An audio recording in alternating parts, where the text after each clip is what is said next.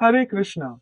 भविष्य पुराण में वर्णन आता है कि एक बार युधिष्ठिर महाराज श्रावण मास के शुक्ल पक्ष की एकादशी के व्रत की कथा के बारे में श्री कृष्ण से विनम्रता पूर्वक जिज्ञासा कर रहे थे।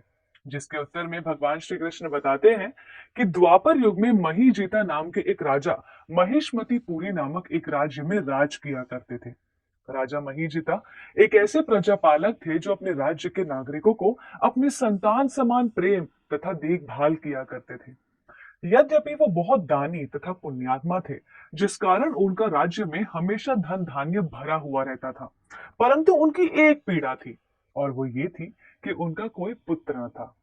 शास्त्रों के अनुसार एक आदर्श पुत्र वो होता है जो अपने कुल को नरक में जाने से बचाए तथा उनका उद्धार करे।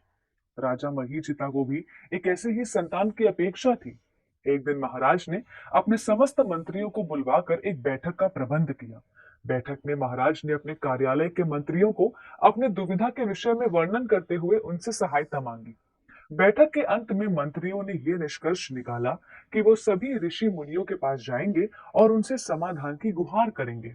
इस प्रकार संत महात्माओं को खोजते हुए वो मंत्री ऋषि लोमासा के आश्रम पहुंचे और विनम्रता पूर्वक अपने महाराज की पीड़ा बताते हुए ऋषि लोमासा से इसका हल पूछा।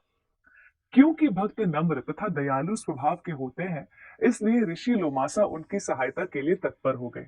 ऋषि ने राजा के मंत्रियों से कहा कि पिछले जन्म में राजा महीजिता एक बहुत बड़े व्यापारी थे और बहुत लोभी थे, जिस कारणवश उन्होंने कई बार गलत मार्ग को भी अपनाया धन एकत्रित करने के लिए।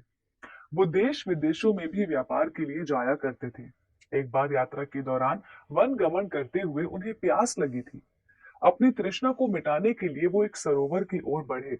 वहां एक गौ माता अपने बछड़े के साथ पानी पी रही थी, पर उन्होंने गौ माता और उनके बछड़े को डरा कर भगा दिया और अपनी प्यास को मिटाने को ज्यादा महत्व दिया। इस पाप के कारण इस जन्म में राजा को पुत्र प्राप्त नहीं हो रहा है। परंतु अगर सारे मंत्री तथा राजा महीजिता स्वयं एकादशी व्रत का पालन करेंगे और अगर सारे मंत्री अपने अपने एकादशी व्रत का फल राजा को अर्पण कर देंगे, तो उन्हें पुत्र प्राप्ति अवश्य होगी।